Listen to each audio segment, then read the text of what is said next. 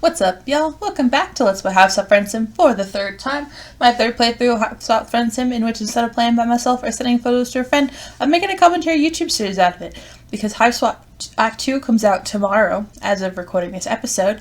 2020 is a hellfire. And why fucking not, right? Potential spoiler warning for Homestuck proper, this game, Pesterquest, some Homestuck fanfics. Maybe not Hiveswap as much. I haven't talked about the game, which is really funny. We're not yet at the episode in which Hiveswap Act 2 spoilers are possible, but considering I have class in 55 minutes, the next episode, I'm going to try my best, but it may contain Act 2 spoilers. But we don't have to worry about that for now. Today, I believe, is Marsti's episode, which is great. Also, character voices may be inconsistent. I always forget that part. Yeah, it's Marsti time! This is a dark world, both because it's night and because of the brutal struggle for survival among its polyhemocratic inhabitants, many of whom seem to thrive on havoc and carnage. You'd be interested to see the Michelle Guide entry for Alternia. You're convinced that after a day here, Ayn Rand would sign up for the Little Sisters of the Poor, Genghis Khan and Attila the Hun would join the Quakers, and Adolf Hitler would seek membership in the World Peace Council. Woo. Godwin's Law alert. Feeling a little dramatic tonight. Oh, look at the small clown. Look at how small he is. Oh my god. But it's not about clowns today. It's about Marsti. Who, honestly, I'm gay. Despite a certain sense of pervading existential gloom that you haven't managed to shake even after communing with a possible oracle/secret agent, you're feeling pretty alright. No more brooding in your cliffside apartment. You have a fresh thirst this evening. A thirst for friendship. You're wandering around a neighborhood you haven't seen in a while, just a few blocks from where you crash landed. I just remembered how much secondhand embarrassment this route gives me. Whoops. Maybe I'll go pay a visit to the crash site of your ship, even though it's long since been stripped for parts by the local population. Or maybe I'll try to find Demian and say hi, though you'll pretty sure he's still living his nomadic shrubbery lifestyle. Maybe it's here for the nostalgia, honestly. Molly's who? You hardly know her. Just then, from across the street, echoes two voices raised in argument.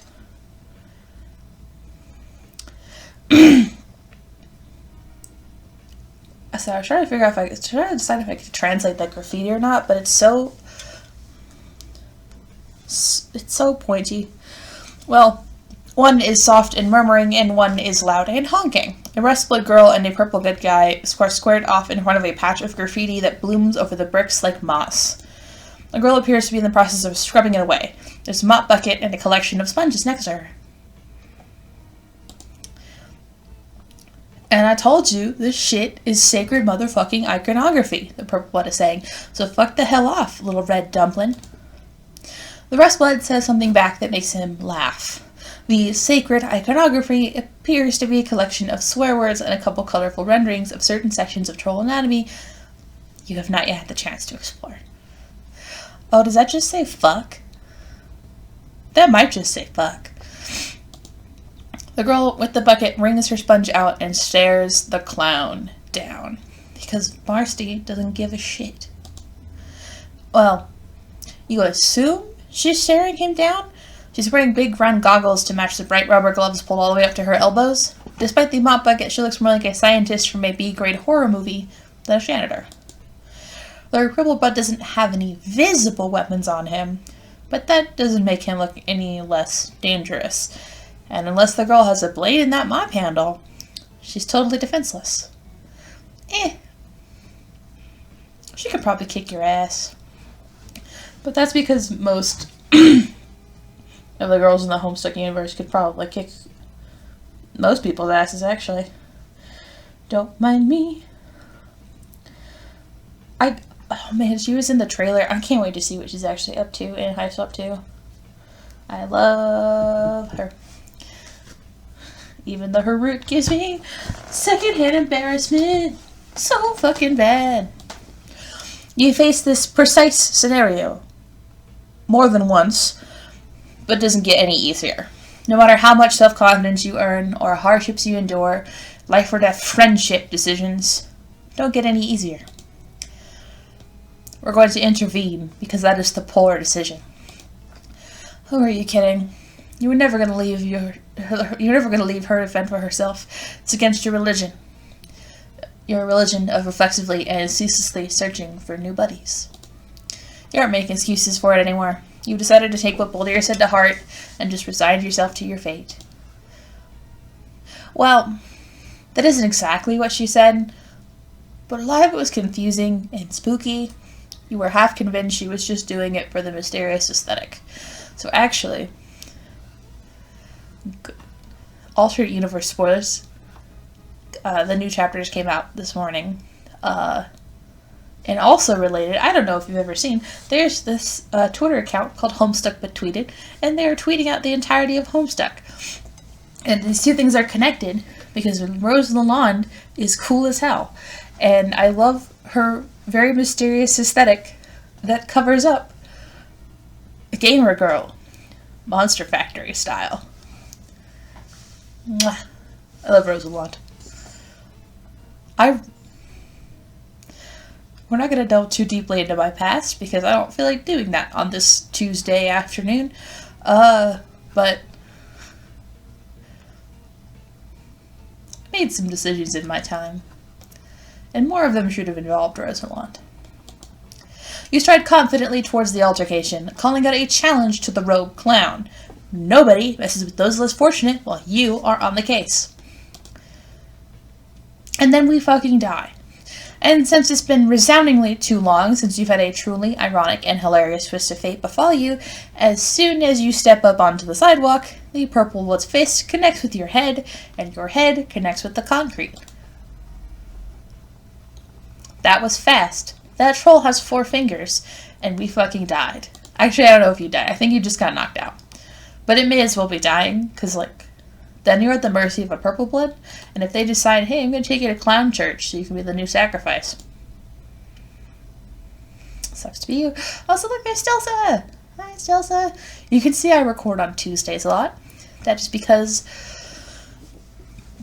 Tuesdays are one of the 2 days off I have guaranteed from work. So, that's actually a lot. I work in the evenings on Tuesdays, but not in the mornings, which is when I usually record things. So instead, we're going to mind your own business for once in your life. Listen. You aren't the goddamn alien special forces. You aren't the friendship police. You can't afford to insert yourself into the middle of every single altercation in hopes that the drunken gamble of destiny will offer up a new and greater connections to your sore, tired ass. You aren't made of goodwill alone. Everyone needs breaks, man. Oh, happy 4/13 on the Pacific Coast as I'm recording this, and I just bought some dice recently. I'm going to show you the dice I bought when we're done with this bad ending. You march casually by, hands behind your back. If you knew how to whistle, you would. Nothing to see here, folks. Oh, do I have chapstick on my... I mean, that's a silly question. I usually have chapstick on my desk. Where's my chapstick? I was going to try to whistle, but...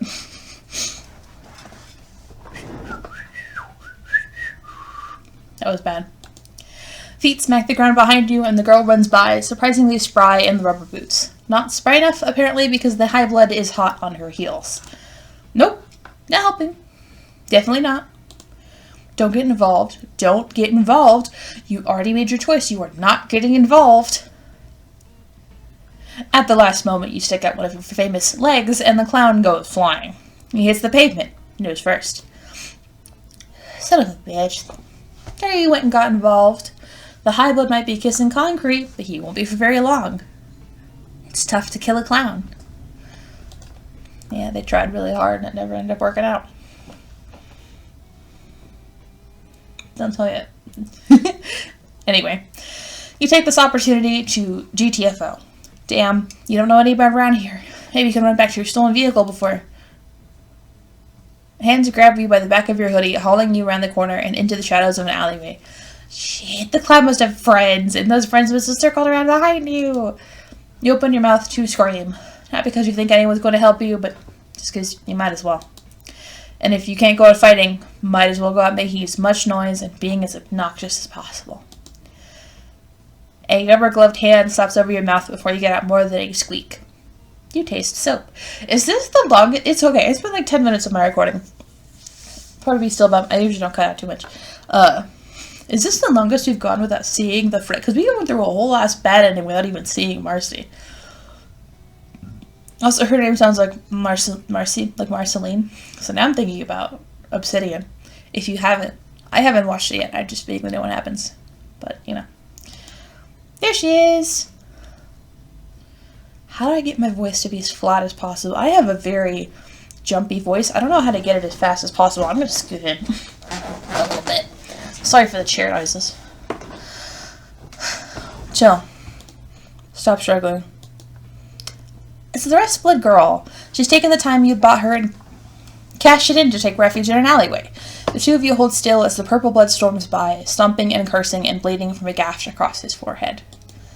Ah, you did that. Your leg did that. You will never get over the rush you received from doing something cool and competent. Marsti holds on to you until the sound of his footsteps fade. You feel her heartbeat hammering against your back. She lets you go and slides away to the other side of the alley as if in apology for being so close to you before. Marsti understands social distancing. Her boots squeak. You take a few steps nearer so you don't have to shout to be heard. You thank her for helping. You're both just all about helping, apparently. You tell not to mention the part where you tried very hard not to get involved. Yeah. You didn't have to do that. Actually, you shouldn't have. I'm perfectly capable of tripping my own clowns. You tell her you have no doubt that's true. Even if she doesn't have a sword in her mop handle. She seems to have a good pair of legs. Bye. Mentioning her mop appears to remind her that she left all her cleaning equipment out on the street. She takes a furtive glance back down the way the guy had gone, then heads back towards the graffiti. You scamper to keep up. You shouldn't be out alone in a place like this. Not that I can really summon much gumption to care beyond this one walk down the street. Did you come here to die? Because that's gonna happen if you keep this shit up. What's your deal? You don't know about your deal. You've worked really hard not to consider your deal at all, because existential radio static that prickles at the base of your neck when you think about your deal is astoundingly unpleasant. Attempting to change the subject, you ask her if maybe she shouldn't get out of here while she has a chance. Is that bucket really that important to her? Marsti looks at you with a certain eyebrow raise that you're well accustomed to by now. Oh, shit. You just put your foot in it again, culture-wise. Her horns are... She's got a little sauce. You can't see what I'm doing with my hands. Also, I don't know. I just think Marsti's cool. I think she's cool looking. I don't know if she would like to hang out with me. But knowing her would be cool. You wish you could find a book with a crash course on Alternia, or at least a decent Wikipedia article, but it's not like there's any Earth Guide for Idiots. At least you've never heard of one. Besides, things are different depending on where you are on Earth, geographically. You imagine it's the same for Alternia. You feel positively nauseated at the idea of having to learn a whole new set of social norms. You'll just stay in this particular city, thank you very much. Do I care about my bucket? That's kind of a weird way to phrase it. I care about it as much as the next person doesn't want to get cold. Also, scoundrels don't grow on coniferous fauna. She tosses the discarded sponges back into the bucket. You bend down to help, but she stops you with a sardonic glance. Most of her glances are sardonic, but this one especially so. She goes back to work on the graffiti. How does the reader know how she is glancing? She is wearing goggles. And also, why does she wear those goggles? Is it just to keep the soap out of her eyes? Is it just to look cool? Who knows? Give me a moment. Sorry, I had to take care of something. If you're gonna hang around, you can make yourself less useless. Watch to make sure that highblood doesn't come back. Oh, yeah, for sure. You can totally do that. Of course, you won't be able to actually do anything if he comes back. Where's the Remily when you need her? Maybe you can use your limp corpse to slow the clown down. No, not that you know Marsti well enough yet to love the idea of sacrificing himself for her. Man, character development is great. Not immediately going to your death is great. That thought sends a creeping wash of anxiety along your spine. You don't understand it, so you try to distract yourself. You ask Marsti if she just cleans graffiti or if she has other jobs. Okay, well, they're not jobs. You don't know, but the Alternia has an actual job. Whenever I'm feeling, mostly. Today I was getting rid of this incredibly ugly piece of shit drawing. Tomorrow I might be feeling dirty front door mats. Depends on my mood. Yeah, you definitely get that. You are also a person of mercurial moods. Do you seek out new friends tonight? Or go to one of your standby pals? Sometimes the universe just sweeps in and decides for you. Yeah, well, you're extremely weird and focused on weird shit. But also kind of magnetic at the same time. It's freaking me out. Wow, thank you. Don't mind me sipping my apple juice.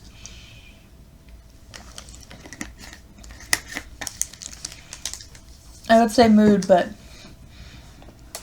I wasn't particularly magnetic in school. Marsti dunks her sponge in her bucket, or scoudray, right? Buckets are dirty. The drones don't make it down here very often, so there's a lot of shit to scrub. You tell her it's cool that she likes cleaning so much. Where you're from, physical labor is considered morally virtuous, but also kind of looked down on. Fuck, maybe you could use an Earth Cultural handbook your damn self. Earth culture is so varied. Every single person has their own interpretation of Earth culture, and TBH. I don't understand it. That's because I got a weird brain. Is anything about liking it? It made the rule that I can only do what I like. Sims the sponge down hard into the scout tray, getting water down the front of her apron. This is just what I do. What, do you like wandering around someone else's hoodie? Accosting strangers? Kind of. Sometimes. You didn't choose the friend life. The friend life chose you. But Marsti isn't a stranger in a strange world like you are. She's got horns and gray skin and everything. You realize she's a Rusty, but come on. Oh yeah. How many burgundies do you know exactly? Well, one. And he's interested in meat, but he's pretty enthusiastic about it. One might say over-enthusiastic. I always forget that Damien is a burgundy. Constantly. In my head, I always like, oh yeah, he's a broad split. He's not. Right? I know the player just said he's a burgundy, but like, I got an email. It's from Roll20. I haven't used Roll20 in years. Damien. Yeah, he's a burgundy blood. I don't know why I forget that all the time. You think I'm not enthusiastic? She goes harder to show you just how enthusiastic she could be. A delicate calligraphy-based rendering of the word globe gobbler disappears beneath her soapy hands. Okay, maybe Damien is not the greatest example of someone enjoying their hobbies in a healthy, natural way. But you know plenty of other lowbloods with cool hobbies. Skyla, Chixie, Sarava.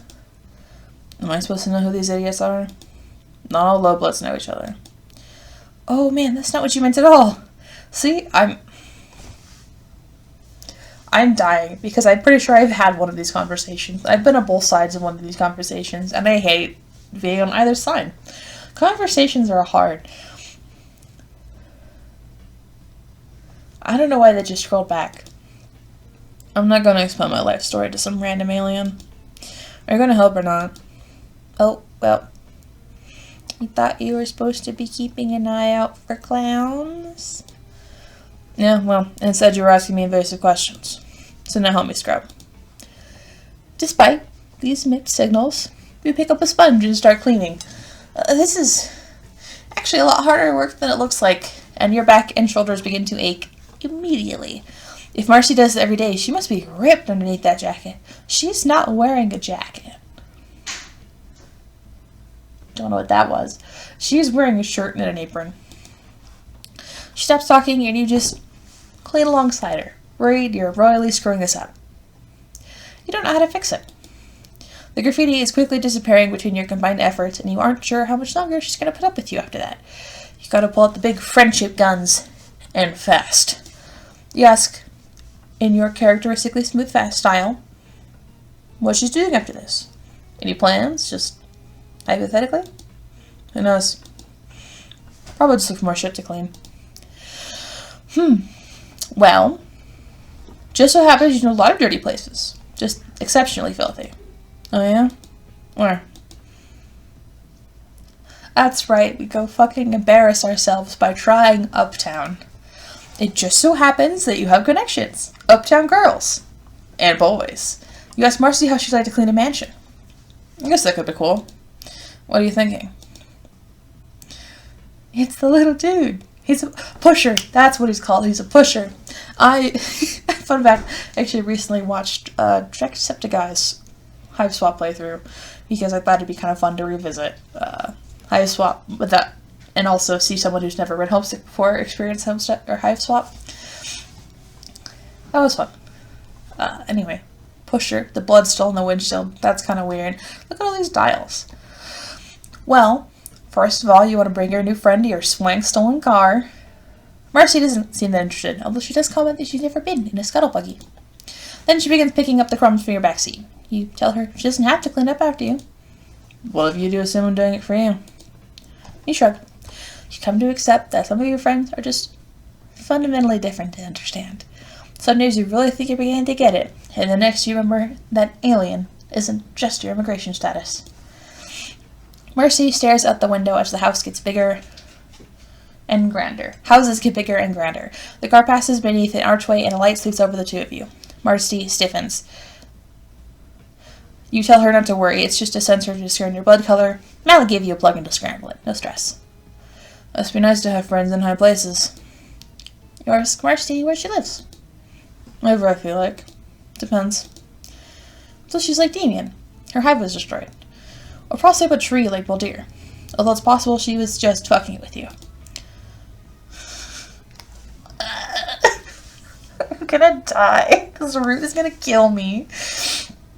I'm back from responding to things. This root's gonna kill me anyways.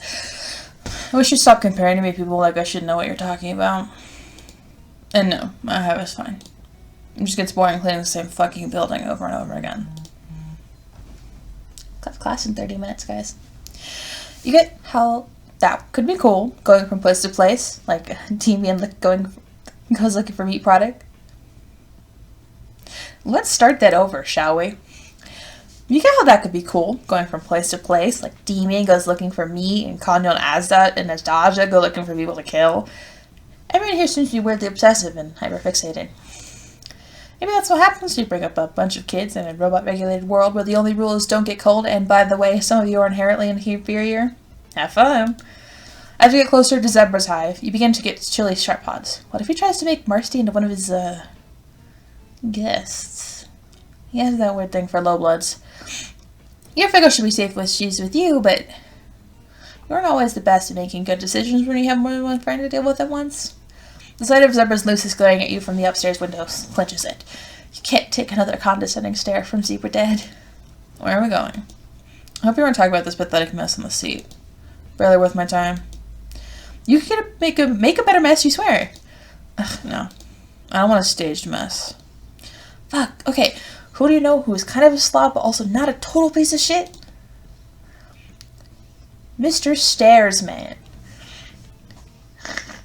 Is he in this room? Am I gonna have to remember his voice? I should really just, like, keep a fucking clips of my series on hand so I can just, like, I mean, I do. I just looked them. Fun fact, I just looked them up on my phone. Cool. I might have mentioned that last time. Goat Dad lets you in with a hysterically happy bleat. Aw, miss you too, Goat Dad. Marsti weathers his sniffling and nuzzles, and when he tries to eat one of her rubber gloves, she scratches him behind the ears as a distraction. She gently removes the glove from his mouth. I need these, actually. You call out to Gallic, but he doesn't respond. Maybe he's out. Look at him. The coffee pot is half full, but it's cold. Godad pleads and butts you gently. Aw, poor guy. Are you lonely? Has Gallic been neglecting you now that he has a hate boyfriend? Reminds me, I have a cat. Let's see if I can pull a picture of my cat while I'm talking, telling the rest of the story. He's adorable. I love him very much. And every time I come home from like work, he runs up to me and he goes, Mom, and he just starts meowing. And I love him so much. He's very big and he's very fluffy. I don't want to pull, or actually, give me a second. I found it. There he is. He is big and fluffy. Here he is loafing. We were chilling on the floor together. He's a good boy. Anyway. Marsti is a little more uncomfortable here than she'd been in your car when she catches sight of Gallic's study. All that sloughs off. It's even more of a mess than it had been last time you were here, when he'd been trying to impress you with his intellectual clutter. Yes. She gets down to work immediately, stacking books alphabetically and sorting papers into piles by subject. You know Gallic is an A-type personality who will probably go briefly ballistic at the knowledge someone has messed with his stuff, but Marsti is just so organized and thorough. You feel sort of weird just standing here and watching you clean, so you gather up all the used dishes and bring them into the kitchen. Yeah? Yeah? Come here. Yeah? Uh-huh. Yeah. What's up? Speak of the devil and he shall appear. Hi. What's up, baby? You want to come record a video with me? I'm recording a video. Do you want to come with me? Or are you just going to sit in your chair? Well, don't get stuck. Hey, buddy. Yeah. That was my cat. He's here. Hey. Wanna sit in the chair? No, you good? You good. When you're done with that, you figure you'll just try to be entertaining. You ask if she's seen any movies recently. Since you made friends with Zebede and started to hang out with Tigiri's anime club, you've been exposed to multiple cultural touchdowns. Hi. What's up, baby? He's here. He's sitting on my chair now. Did you want to snuggle? Yeah? Well, I'm going to need one of my hands, okay? Oh no, I can't hear the music anymore. Okay, you good? You comfy? Alright, I'm good. I'm doing something, okay? I'm doing something. Yeah, I don't really watch much TV. Don't worry, I don't need to be entertained. She kneels down to start dusting beneath the couch. I know you think I'm basic, and that's fine. I don't give a shit about what anyone thinks. Well, I'm a condescending alien with no blood color to speak of. Yikes. So, if you wouldn't mind. Crunch, crunch, crunch. Did the cat mute the game? Hi, baby. Hi. Hi, hello. No, there's still 12%. The music must have just stopped. Oh. Oh no. Crunch, crunch, crunch. Did they get unplugged? What did you do, buddy? You're very cute. What the hell is that noise? Go dead! And there you go again, getting swept up in a friendship endeavor and totally beefing it. You forgot about Goat Dad's propensity for nomming on anything within reach, and he spent the last 10 minutes happily munching on several leather-bound notebooks. I am holding you. Excuse you. Okay, it's just more in my right earbud. Hi.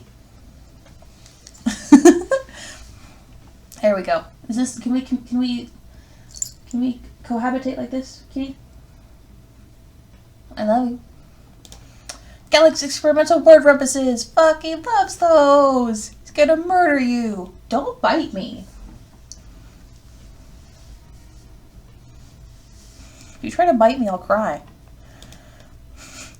Just move another layer onto this farce. The front door creaks open and Galec's voice rings out, calling to Goat Dad, who lets out an excited bleep and scancers off, trailing little white scraps.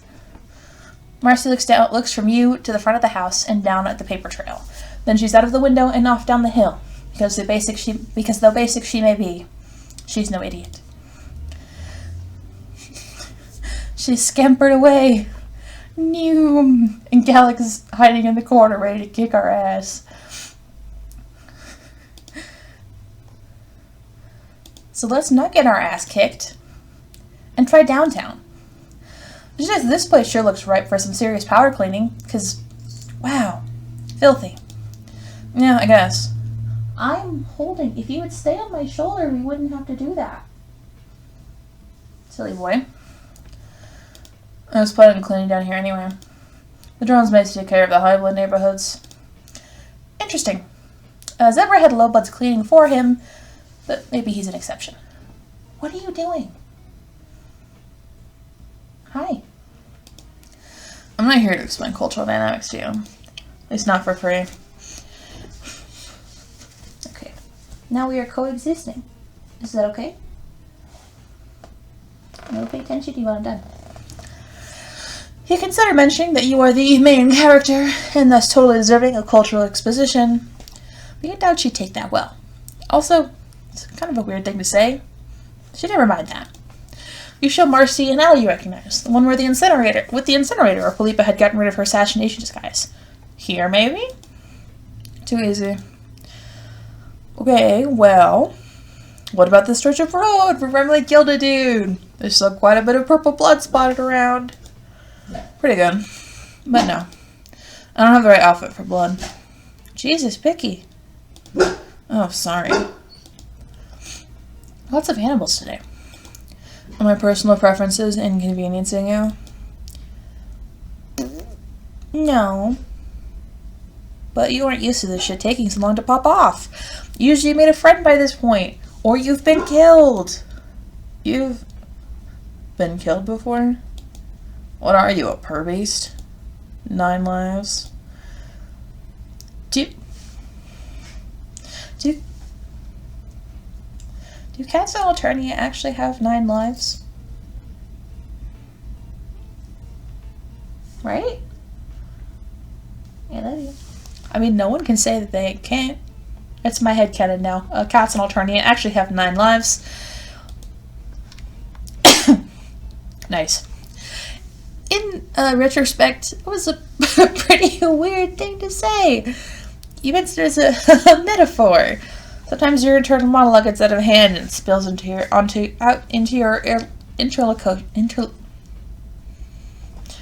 What? I'm sure this word is stupid easy to say, but I'm dumb. So let's Google it. That's one of the really funny things about Homestuck, and like how it uses so many weird words. Okay, let's see if I can find how to say. Let's see.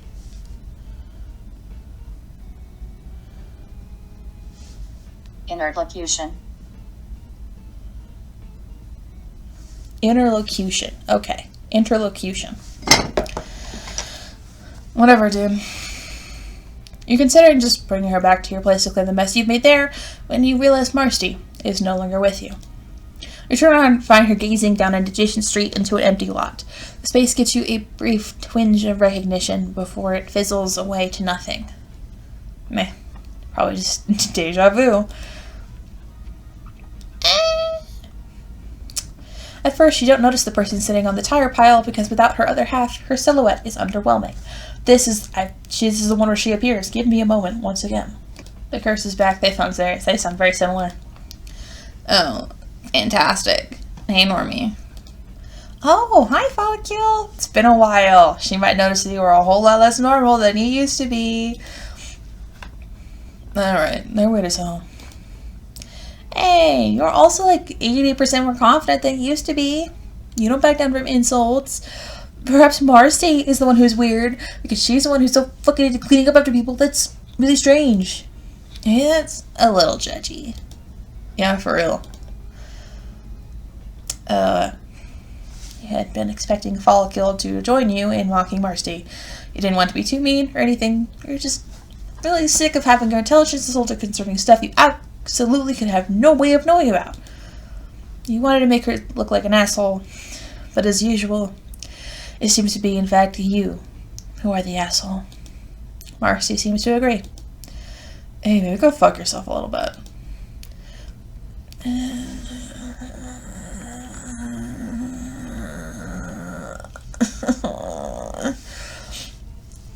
You apologize. You didn't mean it. You just experience pilot confusion when there's too many friends in one place.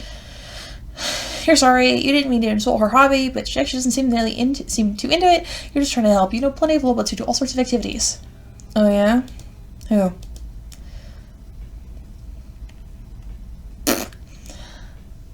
Kill me. Well, Follicle, for instance, she trolls. Wait, you need another word. She and her boyfriend harass people, and they seem to enjoy that. Also, there's Skyla and Chixie and Sarava. They all excel in their fields to a certain extent. Right. So how's that going for them?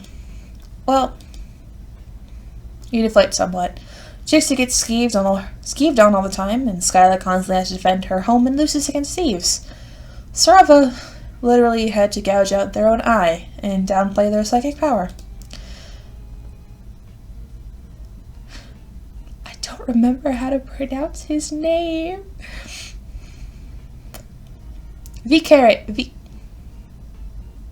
Plain Boy.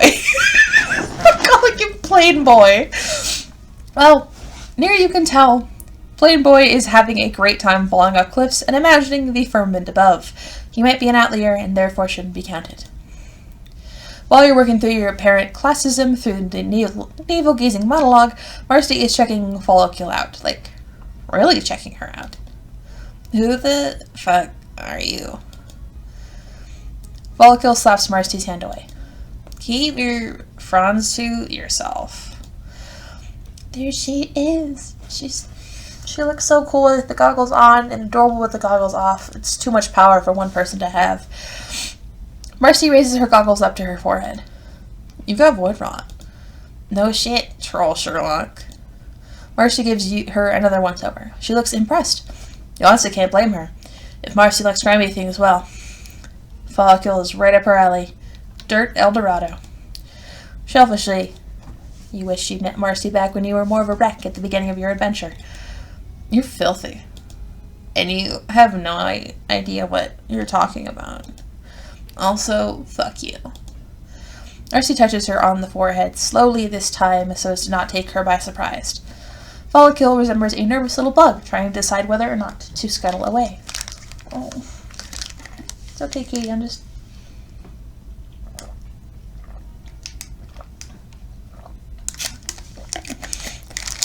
I'm just gonna chug the rest of my apple juice. Did you think the Gurk helped keep you insulated? It's actually the opposite of that. If you were less grimy, the energy transfer would be easier. Oh, right! Cooper isn't here, which means her giant battery isn't here either. Yeah, I sent him out for takeout. I needed a break. But won't she, die? Not instantly. Does your Homestuck die as soon as you unplug it? What are you, a fucking Void Rock scholar? What do you know? I know a lot of things.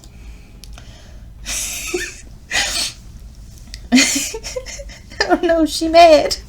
You ask Marsti if she's interested in medicine. Maybe she could go into that. Marsti rounds on you in stark irritation. This is the most emotion she's shown since you met her. Whatever you're trying to do here, stop. I'm not stupid.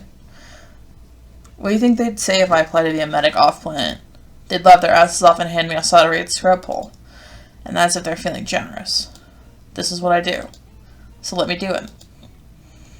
Chastened and uncharacteristically speechless, you nod and let Marsti turn back to Follicle. you don't really want to just leave it like that, but maybe the truly friendly thing here would be less trying to improve your friend's life and just letting them live it. Damien had told you much the same thing all those months ago. That he's planning to just keep his head down and try to stay alive. It's not uplifting, but maybe not everything has to be. Marsti gives Follicle some advice as to the best way to make sure her body retains as much energy as possible. Follicle groans, and you're pretty sure that if she has eyes, she'd be rolling them. You do notice, however, that she listens. Marsti starts back down the sidewalk after that, pushing her Scourge right in front of her. After a moment's hesitation, you follow, half expecting for her to get mad again. Instead, she just slows down so you can catch up. She's pulled her goggles back down over her eyes. You think they're probably there more for social reasons than protective ones. Sheepishly, you apologize for being a busybody back there. You're kind of just really used to wanting to help people out, kind of for selfish reasons, friendship reasons, but still. Yeah, it's fine. No hard feelings. You just like fixing things when they're busted, or when you've busted them through your own chronic idiocy. Sometimes you just gotta do what you can. But you think Marsti might understand that a little bit. Yeah, I think I might. Sometimes it be like that. Sometimes you make friends with an alien with 10 minutes left to go to class. Don't worry, it is a Zoom class. So that was Marsti's route. There's a special guest appearance by my cat that you saw. His name is Bobby. I call him Baby. I call him my boy a lot. Hiveswap Act 2 comes out tomorrow. By the time you see this, it will have been out for about a week. Actually, exactly a week. Next up is Carico. We're going to meet a small clown. I'm going to have to figure out how to be a clown once again. Lots of honks. And I'll see you guys the next time. Bye! So I actually didn't realize this until I was editing. Hey, it's been like 4 days. But I meant to show you guys my dice, and I never did. And luckily, the dice have actually gotten here between the time I recorded this episode and the time I'm editing. So here's a lovely picture of my dice. The ones that look black and glittery are actually a translucent blue and very glittery. They were a mystery bag. And then I have the Princess Unicorn Bubblegum set, which is the rainbow one. The bone set with red, which is the kind of white ones. The purple ones on the bag are what's called the Adventure Pack Warlock. That 1d20 off the bag is actually metal, which is really cool. And then the one in the bag in the middle is my bonus dice. I got all of them from Die Hard Dice. Go check them out. And I will once again see you guys in the next video. Sorry if this audio is kind of quiet. It's 3 a.m. while I'm recording this. And bye!